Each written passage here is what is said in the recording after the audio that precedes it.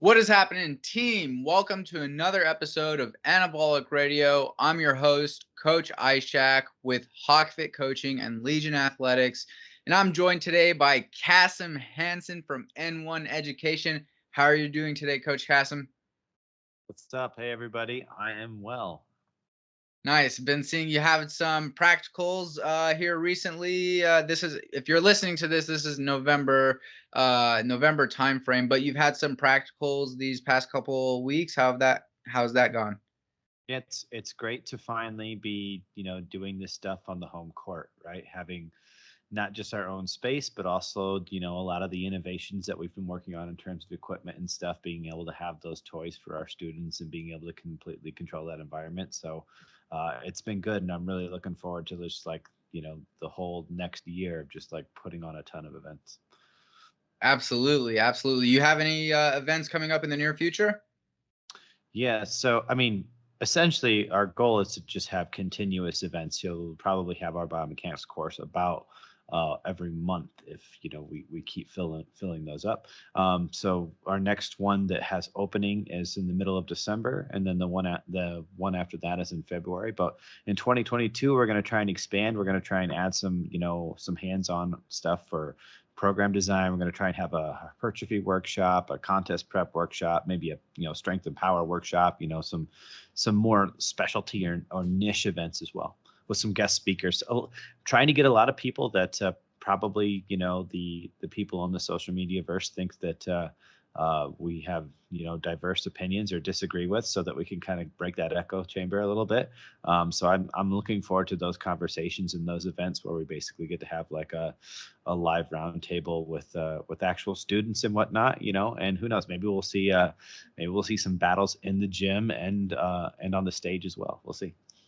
Nice. That sounds like a ton of fun. And I recently had the opportunity, if you guys are following social and you've seen N1 Social, I recently had the opportunity to go out and visit Coach Kassem, and it was an absolute blast just being able to be in an environment where, others are pushing you, because oftentimes for myself, I'm the one that's doing a majority of the pushing for myself and my athletes and my team. So it just felt good to get to a space where I'm able to be pushed by others by me, and I'm not the one doing it myself. But for the basis of this episode, we're going to be talking about, a few things related to lower body. So a couple is glutes. We're going to be talking about arcs of motion for quads, arcs of motion for glutes, and why differentiating, I'm doing a glute arc or I'm doing a quad arc, why that's important. And in order to understand these specificities of training, right, because we're being more specific with what we're doing, we have to take more of a larger view approach, okay? And Coach Kassem, why don't you go ahead and give the audience an understanding as to why being efficient in the gym is a sought after goal? Why should we care about doing that? Yeah, I mean, so there's a lot of different reasons, and they will kind of vary depending on where you're at in your training journey. So if you're a beginner, being efficient might be one thing, and if you're advanced, efficient might be another thing. So when it comes to the human body, we can only absorb so much stress. And our goal is to make as much of that stress a positive stress as possible. I mean, that's what we're trying to do in training, is we're trying to invoke a positive stress that is going to then get us positive adaptations.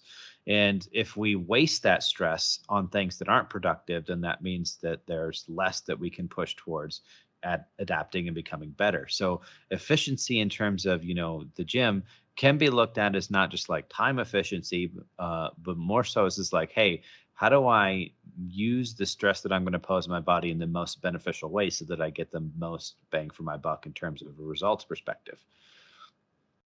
Absolutely, absolutely. And this goes even further into guidelines that is provided by the literature. So, for example, volume requirements. So, there's a big difference in doing 10 sets for a given muscle group, and you're just blindly doing 10 sets, versus doing 10 sets and making sure that every single rep within every single set is pretty much damn near perfect. So why should we get to a point with our execution to where it's standardized from rep to rep to set to set? Why is being effective with what we do in the gym important?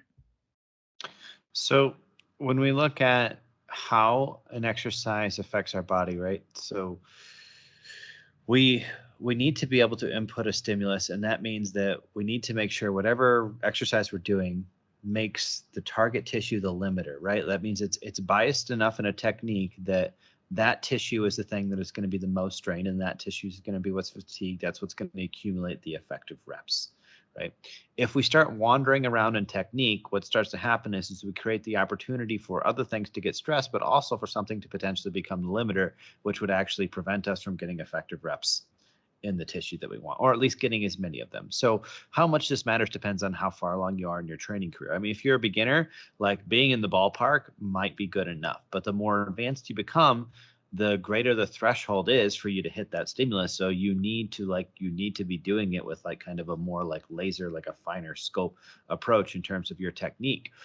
The other and just practical aspect of it too is from a progressive overload standpoint, right? Is if the things that you're doing are inconsistent, it's really hard to progress from an inconsistent place, right? So it's be like, okay, if your goal was to run a little bit further every day, that becomes very hard if you're not sure how far you ran yesterday, right? So if you ran a different route every day, unless you had like a device that like really accurately tracked that, it'd be very hard for you to determine like, well, were these blocks the same length as the blocks that I ran in the other direction or whatever? And that's essentially what we're trying to do with exercise. It's like, okay, if the technique is the same, our tempo is the same, and we're managing the loading and all that stuff, then it's very easy to know when the decision is to go up 5 pounds or to add reps or whatever, and know that that's actually a progression. And it wasn't just like, well, okay, I went up in weight, but I swung a little bit more, so maybe I actually did a little bit less than last week.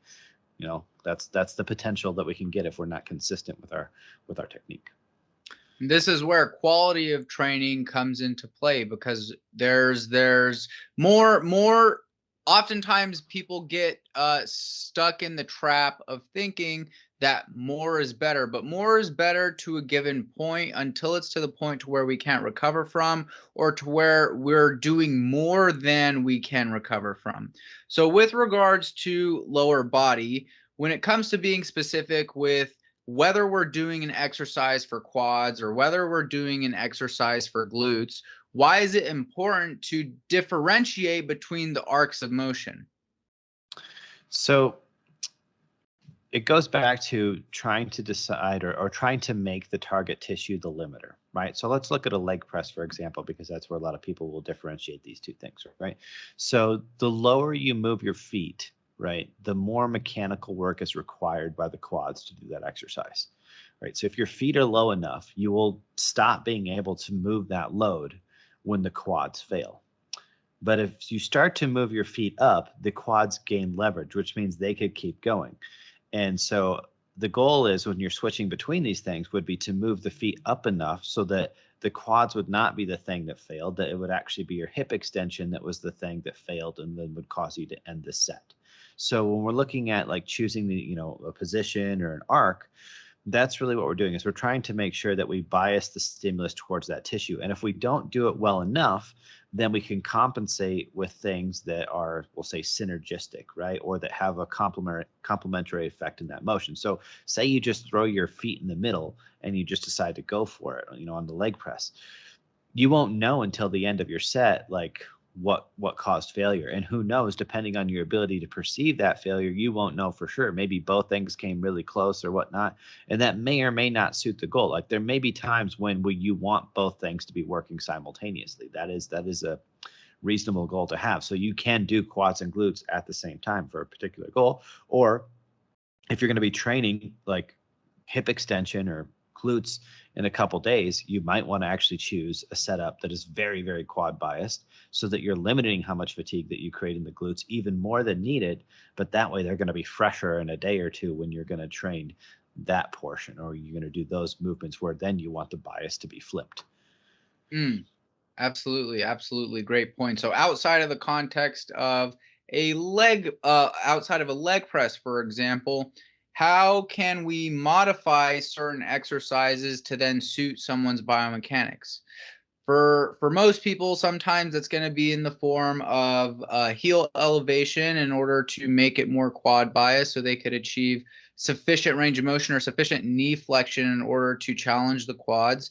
Whereas if we're trying to challenge more glutes, you really just have to be aware of the active range of motion that you're working through for that target muscle. So really differentiating between the types of muscles you're working is really important. You could simply do this by just thinking about your goal going into a given exercise. Now, this is outside of, okay, if you're not following a training program, we're talking about we're talking to the people who are trying to maximize their muscle gains. We're talking to the anabolic listeners.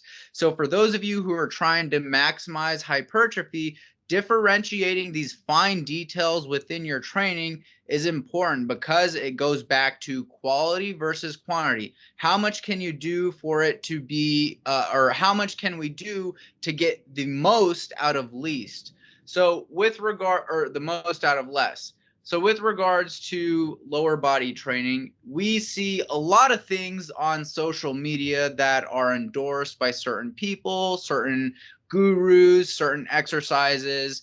And for the audience listening, and for some people who are not aware, can you go ahead and provide them with a mechanical understanding as to why things like bands or certain exercises like sumo squats or frog pumps are not the most efficient choices of exercise selection for training that tissue? Yeah, well, I'm assuming that we're talking about glute max here with those exercises, right? Uh, so when we look at the glute max, its predominant function is hip extension. There's actually three portions of the glute max. So if you think of it as is like it's kind of like a big deltoid on the back of your pelvis, if you want to think of it that way. And so there's some issues with the research. There's some issues with the exercises out there, and a lot of what happens in our industry is somebody says something and then it just gets repeated indefinitely, right? So when we look at something like bands around the knee and we look at the over focus on the abduction component, and we're like, well, why is that wrong? Where did it come from? So on the more outer side of your glutes, right? So you have a division that's called the iliac glute max, right? So that's the portion of the glute max fibers that go up and attach to the iliac, but they actually wrap around the side of the femur, like they go over the side of it, not just behind it. So that means that there is an abduction quality to those specific fibers, and then some of the glute meat actually runs right underneath there. So basically, your two kind of things that would be abductors kind of overlap right there.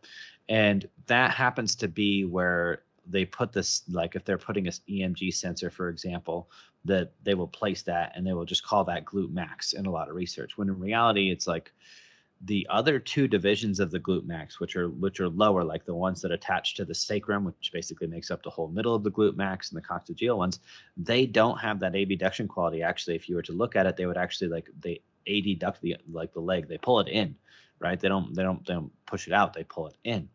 And so in terms of the research, basically most of what we have just completely leaves those two glutes. They're just not even looked at, not even.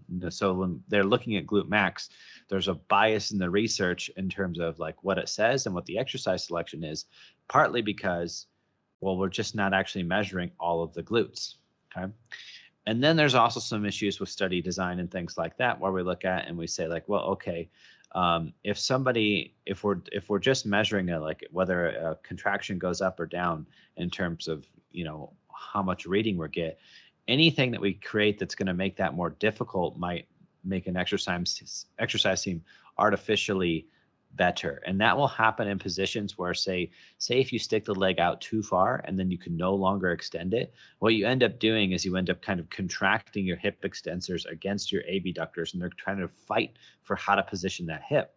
But you're essentially creating your own internal resistance. It's no longer a benefit of the exercise. It's literally you just fighting yourself in like an isometric fashion.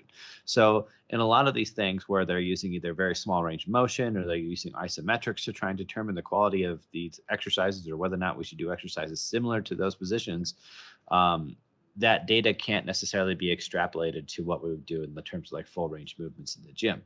And so the consequence of that is we get an overemphasis on things like wearing the booty bands around the knees, where what you get is you get that co-contraction of the leg is trying to fight you wanting to push it out and you wanting to do a hip extension per se. Say if you're doing it in a hip thrust or a squat or whatnot. So it's like you're trying to do two opposing activities, because full hip extension actually starts coming back towards midline behind the body. Like your leg arcs around behind you and comes in, right? If you just watch any sprinter, that's how it is. Like when people are sprinting, their legs aren't flopping out to the side, all bow-legged and stuff, right? Like everything kind of tracks back in. And so you're essentially fighting yourself there. But that tug of war between your own tissue, what we call a co-contraction, gives you a heightened sensation. So it gives you ooh, I feel it, right? And that's because there's a high degree of coordination between that tug of war that's required, right? So from a neurological standpoint, you're presenting it with a really complicated problem to solve, and therefore the sensation is very high. But that sensation should not be confused for this is a good exercise or this is high mechanical tension, per se, right? That doesn't always come into play. And we can't look at, we use EMG in our lab, but I would argue that there's good and bad ways to use it. It all comes down to the study design and how you interpret it and whatnot. But you definitely shouldn't look at that as like the sole thing that you use to determine whether or not, this is a valid exercise or not. You need to have like stacks of evidence that are either biomechanical, metabolic, or oxygen sensors, EMG, like in all of those things saying the same thing. If they're conflicting, then something's going on, right? Like why does this not make biomechanical sense, but it does this on the EMG? Why is there a conflict there? And usually it happens to do with either the study design, or we're just interpreting things inappropriately on one side or the other. So without getting too much into the weeds, so things like bands are requiring you to push in a direction and activate muscles that actually limit the range of motion of the other muscles. So you're better off either doing hip extension or abduction, not trying to do hip extension, abduction at the same time. And now if you wanted to train the iliac glute or say the glute med, where their motion is a hybrid of those, you wouldn't use the band. You would just train a motion that directly moved in line with that muscle, right? So so you could do a kickback or a press back that had moved in a slight abduction angle, but it would be a gradual abduction angle and the force would be in that angle, right? So like the cable, you would be kicking back at a cable that was just at a slightly outward angle. You wouldn't be kicking back straight and then also pushing out in a band, right? That's, in physics terms, that's like you're using a resultant to try and, or you're using another force to try and get a resultant out of that. And so it's like, rather than using two things to do that, you'll find it much better if you're like, hey, this is the direction that the muscle pulls. Let's just find a resistance there, move in that arc, much more efficient, right? Because if we try and complicate it with two movements, that's really hard to maintain a good resultant of resistance throughout a large range of motion. Really, usually it's like, okay, it might be good in one little spot, and then the other, like 90% of the range of motion, it's absolute garbage, right? And it can also limit your ability to get output, because it's very complicated to push against two different directions rather than having one direction of resistance to overcome. Right. So, and then when we look at something, okay, you want me to talk about the frog pump too? Yeah, just for those of you who didn't get the nerdy stuff of what we're talking about, basically what we're saying is abducting. So the band is forcing us to abduct our knees out. And in some exercises where we're trying to train hip extension, for example, flex glutes, right? That's going to be something that limits force production. So our ability to produce force with the target muscle. And it's also potentially going to be something that limits the range of motion we're able to work through. Go ahead. Yeah. I mean, a great example of that is if you just watch even the people that push the bands and, they're trying to sell them or whatever, like if you just watch, they'll literally post content that kind of debunks the theory in itself, where they will post they'll do a hip thrust with a whole bunch of weight on it. And then they'll throw like a tiny little TheraBand on there. And all of a sudden they're doing like 50-60% of the weight, right? So it's like, wait, so you put this little TheraBand on there, and that's the equivalent of taking 4 plates off the bar, right? A 15-pound TheraBand equals four plates. So that right there should be a clue that it's like, okay, this obviously is doing something that's more disruptive than productive if it's decreasing your force production that much. So the next thing to look at is just like the path of motion, right? So when we look at something like a frog pump, so the logic there is just like, well, okay, the glutes do shorten in a degree of external rotation. So then the frog pump basically pushes you into extreme external rotation. But what we'd really want is we want the hips to be able to like naturally externally rotate through the motion, right? So because they're not externally rotated the whole time. They just like as they get to their end position, they're close to external rotation, but they're not strong external rotators. Most of that external rotation that happens because of the neck of the femur. So like your shoulder is just a ball in the socket, so it just moves around whatever. But your femur has like this little neck, so the ball is like, you know, sticking out in one direction. So that means like as you move back the leg back and forth, it kind of swings around a little bit, which is great because that allows us to run without tripping over our own feet, right? Like our leg path, our gait motion has a sweep to it. And so that's the same thing for our hip extension pattern, is it has a bit of a sweep to it where we technically are, you know, if I was doing a glute stretch, I would bring my knee across the front of my body, like it would adduct, it would come in like towards my belly button. And then as I was doing an extension, it would go out a little bit and then it would come back in a little bit behind me, right? So essentially like a crescent shape. Now, the thing with the frog pump is not only does it force you into more external rotation than the glute actually does, but the load now is going through the outside of your foot, which is actually making you push towards internal rotation, right? So if you think about that, you know, if you pull your heel towards your crotch, you're externally rotating your leg, right? But to do the frog pump, you have to push your foot the opposite direction into the ground. So even though you're going into an external rotation position, right, you're putting an opposite rotational load on the hips, right? So it's too abducted, it's too externally rotated, and it's not even the right direction of force if we wanted to load the external rotation component of the exercise. So, I mean, that's again, when we create these exercises where they create a lot of instability, we get more co-contraction and we get a lot of feeling. And so when you look at something like a frog pump, that's one of those exercises where the sensation is literally your body telling you this is a terrible, weak place to be, right? So what would you say for people who mistake those sensations for a positive stimulus for that tissue? Yeah, and that's one of the most difficult things, right? Because people want to we want to associate feeling with that good outcome, right? But what I tell them is, it's like, okay, hey, you know, if you wake up in the morning, you don't feel the temperature of the room because the room is great, right? It's fine. But if you accidentally put your hand on a hot stove, you get an instant reflex, right? Like your brain tells you super hot, like pull your hand away. Most of our feedback is what the hand on the stove is, right? It's not telling us, like, our brain isn't going to constantly annoy us with everything is going good, right? It's only going to tell us when something needs to change. Be like, hey, dummy, stop doing that, right? So what I would tell people is, if you can, try and focus on motions that, like, as you go to fatigue, maybe you get a small sensation to them if you wanted to use sensation of guide. Like, tension is a very subtle sensation. And the drill I, like to use for people is just tell them, like, hey, just put one arm over your opposite wrist and flex your bicep, right? And like you're flexing your bicep hard, but it's not an overwhelming sensation. So if you're getting something and it feels super crampy or way more than that, odds are that is a negative feedback sensation. What you want is just like the subtle feeling of tension.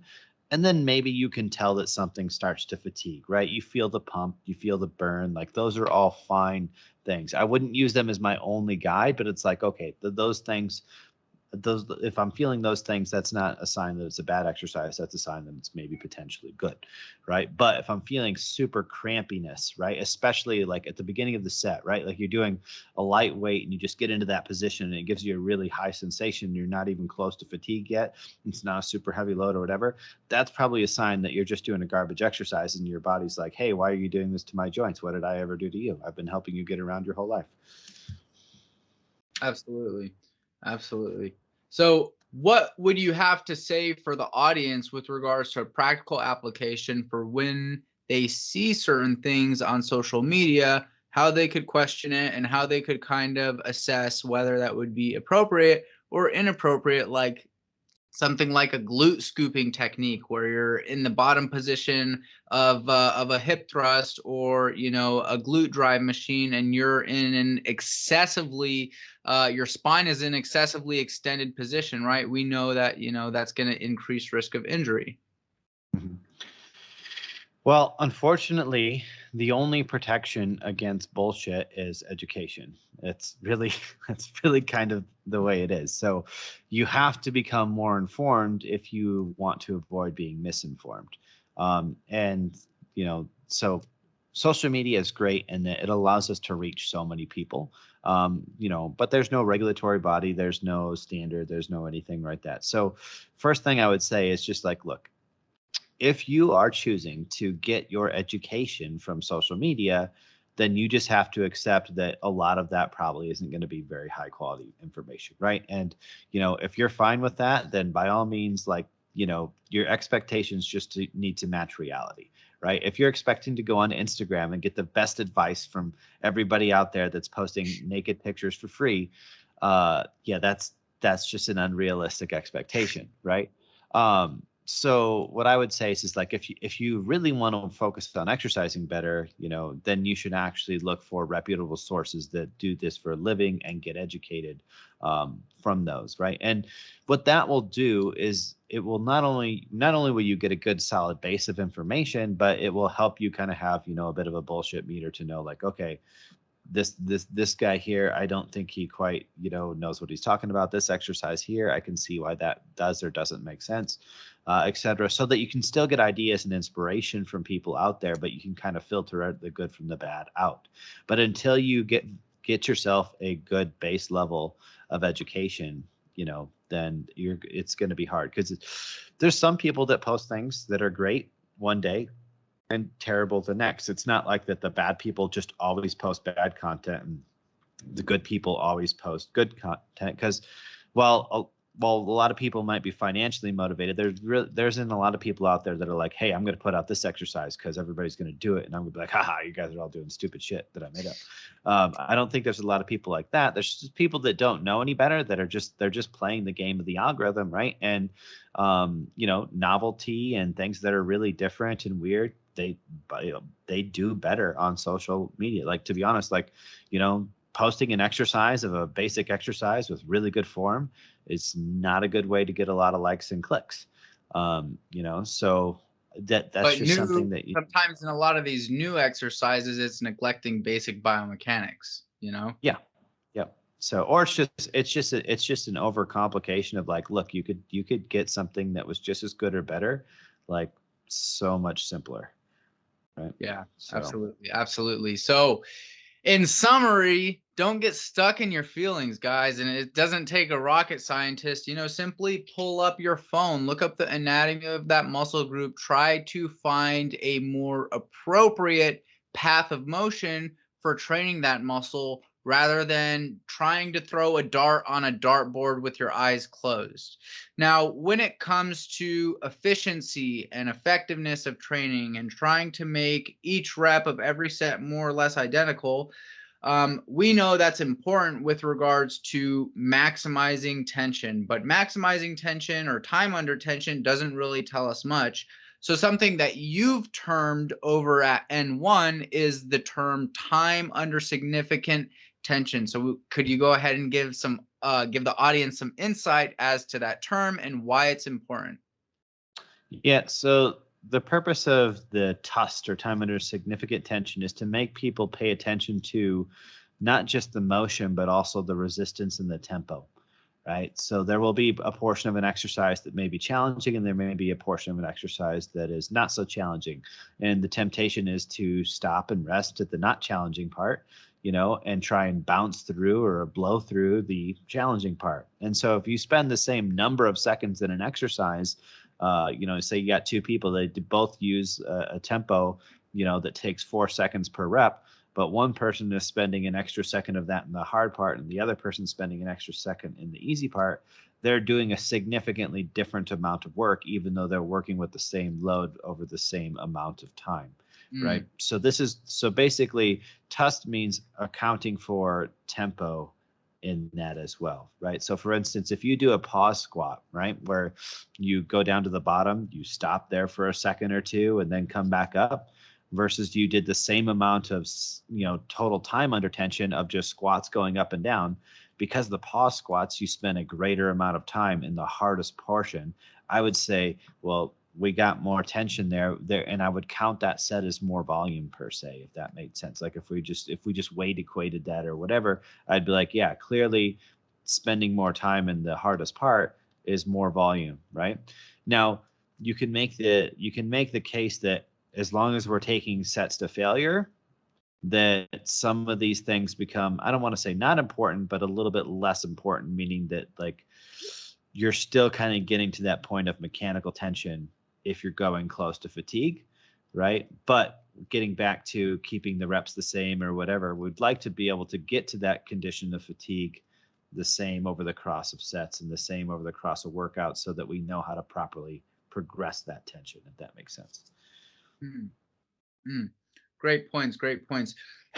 In summary, and for those of you who didn't catch what he said, every exercise we do, there's going to be points in the range of motion where we're strongest. There's going to be points in the range of motion where we're weakest. Okay. This is referred to as mechanical advantage. So there's going to be points where we have the most mechanical advantage. There's going to be points where we have the least mechanical advantage. Why is this important? Well, it goes back to how we opened up this conversation, being more efficient and effective with what we're doing in the gym. So for example, if we programmed exercises that load the same portion of the range of motion, like a barbell back squat and a rear foot elevated split squat, sure, there's purpose in each exercise, but overall, that would be redundant. That would be a redundant exercise sequence, because you're loading the same portion of the range of motion if you're doing both of those exercises for glutes, for example. So you may find more value out of another exercise that would load the short position, for example, like a hip extension, like a 45-degree back extension, or a glute drive.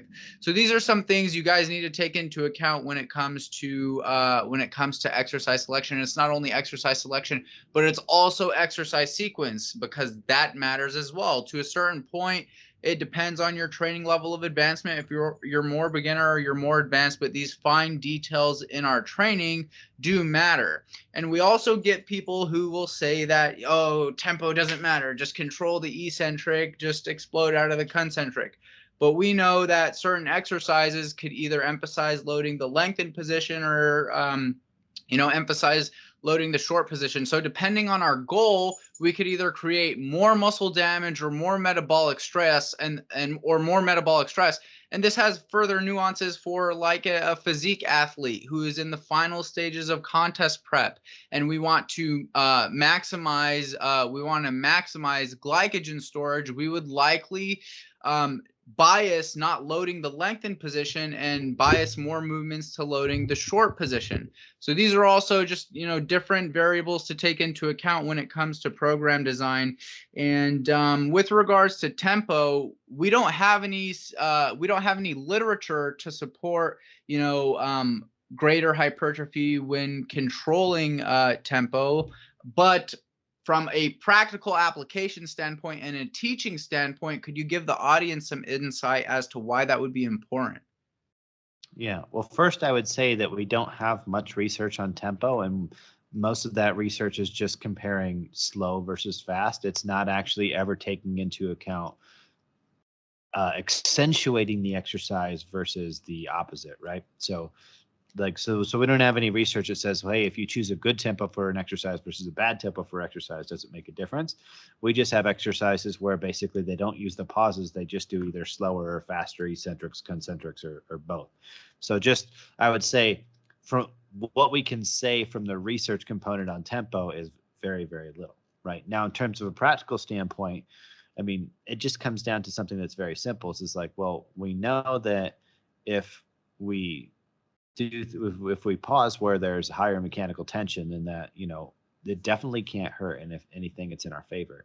The other thing is that it just goes to help standardizing the rep, but it also makes sure that with the exercises that you choose is that you're getting the benefit out of them. So let's take, for example, a leg extension that you would do for the short position of the quads, right? You would be doing that for the top.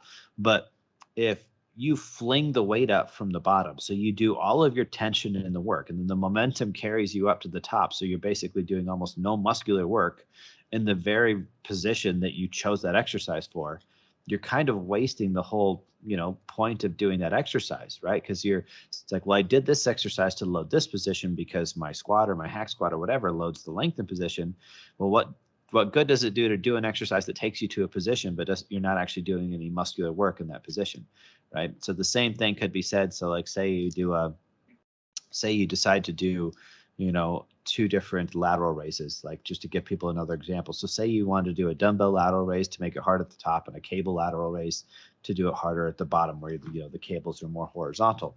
Well, if you fling the dumbbells up, you're actually just doing the same exercise twice. You're using, you're creating momentum. You're investing all the energy in the bottom of the lift, and then you're using the momentum to make the top of the lift easier. So you might be doing exercises with 2 different names. You might be doing them in 2 different spots in the gym, but effectively you're just doing the same thing in 2 different locations. For sure. Absolutely. Great points. And partially the reason why, we want to control the eccentric and explode out of the concentric, part of the reason why that guideline is, I don't want to say parroted because it's a good guideline. There's a lot of nuances for tempo, but the reason why it's regurgitated so much is because it's easily explained by our understanding of the force velocity relationship. Generally the closer we draw to failure, the more motor units we're recruiting, the more muscle fiber will be active from a contractile perspective. And we know that from literature, one of the most important variables when it comes to maximizing hypertrophy is getting within close proximity to failure. And that's partially behind the effective reps theory, is because the closer we draw to failure, the more of those reps are going to be effective for stimulating muscle growth. You have anything to add on there? No, I mean, I think you summed that up pretty good. The thing with tempo, like, and this is, I think velocity-based training is in some circles is becoming popular or whatnot, right? So if you are going to use velocity-based training, you have to follow a specific tempo if you're going to use those things, and it will vary between exercises, meaning that, like, in order to judge how much slower your reps get, your concentrics have to be like really hard from the beginning, right? But if your concentrics are more controlled, there'll be less of a difference between your first rep and your last rep, right? So as long as you know that going in, and you just basically know like what failure is going to look for you, it doesn't necessarily matter if you see the rep speed change a lot, as long as you get to that point of involuntary slowing, right? Mm. So you could potentially like start your set and it's like, all right, I'm not going to fling these weights because I don't want to use momentum to do the lift, right? Which means my concentric tempo will be a little bit slower. But as you get to fatigue, it will slow even more, or that slower tempo will no longer be a choice, right? It's like, this is just as fast as it goes.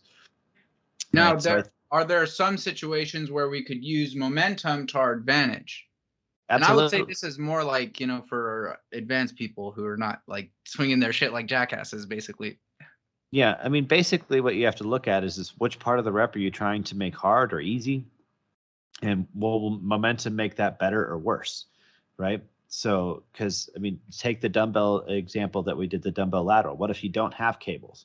Well, then actually that might be the way that you vary the exercise, right? It's just like, all right, my lateral raise for the lengthen focus, I'm actually going to focus on, initiating that contraction a little bit harder and generating that momentum, right? Versus if I wanted to do the top range, then I would use a little bit slower controlled tempo and a lighter weight, right? And that would allow me to challenge the short position more because I wouldn't be getting there with momentum. So we can basically use that just the same way that we would use a band or a cam or whatnot. It's just a way of altering the resistance, right? If we're generating momentum, that means we're investing more muscular energy and more muscular tension in the initiation of the rep, right? If we're not, then we're not creating momentum, and so we're getting a little bit more out of the other end of the rep. Mm. Absolutely, absolutely. Very important to understand. And this, I mean, like we could go on about tempo. I mean, even so, let's just break it down, okay? Just real quickly, real practical application. So, for example, let's say I'm doing a standing bicep curl, okay? When I'm coming on the way up, that would be concentric, okay? And when my forearm is parallel to the floor, that would be isometric in the short position. On the way down, that would be eccentric. And then when my arm is stacked parallel, perpendicular to the floor, that would be isometric in the lengthened position. So, for example, if I were to program an isometric in the short position, I could potentially be doing that for the purpose of getting that individual to understand what I want them to be looking for when they do an exercise with regards to the contraction, right? So I could do that to get them to understand what I want them to understand a contraction feels like. Whereas in the lengthened position at the bottom, I could be programming a pause there to get them to understand how to not initiate the movement with excessive momentum, or how to not get that load or weight translated towards a lot of like passive tissues like tendon, ligaments, so on and so forth. Anything to add on there? I would say, when you're looking at using those two positions, there also can be just very good for educating the movement. So, because basically, when we look at setup for an exercise, like so, whatever the exercise is, we set up in one position, right? So, the press, it's how you're laying on the bench and how you set up, how it's a pull down, it's what your torso angle is, where the cable is, etc. But basically however you go about moving that load from the very beginning impacts where you're going to take that load, right? And then the pause in the short position is helping you understand what that destination is. So pausing in those 2 points can improve somebody's execution massively, because it's like, all right, I know what the stretch position is, what it's supposed to feel like, and I know how to start this movement with the target muscle, and I know the destination that I'm going to. So if it's like, all right, if I start off better and I know where that destination is better, from Mm, an execution standpoint, pauses in those two end ranges can be really good at improving somebody's competency in that motion. Because otherwise, like when somebody starts a new movement, right, and they're supposed to be going from point A to point B, and it's an upper body movement like a dumbbell or a cable where they have a ton of motion, like they could go in any sorts of direction. Sometimes they look a little bit like a newborn gazelle when they're going through that motion. And the best way to do that, or to improve that, is to actually accentuate what the starting and ending point of that exercise is, right? mm. One, it will reduce the amount of load that they need, but two, it will help kind of educate those positions so that they can navigate between them better. Mm, So it's not only about moving the weight from point A to point B, team, but it's a matter of owning the weight from point A to point B and being proficient with each portion of the range of motion, because anybody could do 1,000 reps of, light load. But there's a difference between having intent in every single rep and doing your best to just make each rep count. So that was a great summary, Coach Kassem. And with regards to putting a practical application sense on tempo, are there any notes you'd like to leave with the audience? I think the simplest thing you can do is spend time where it's hard, right? I mean, or spend more time in the position that is closest to why you chose that exercise, right? So those would be the two things that I would say, right? It's like if you chose an exercise to work a specific position, then if you're gonna do a pause anywhere, it should be in that position. If there was no, if it's an exercise that's just full range of motion or whatever, don't spend time where there's no tension. Spend time where there's the most tension. Spend time where it's difficult, right? And there's a lot of benefits to that, in terms of not just stimulus but load management too, right? Like if you can get the same stimulus in your quads without having to put as much weight on your back, that might be a win for your fatigue and stress, right? That's where we're getting back to the efficiency standpoint, right?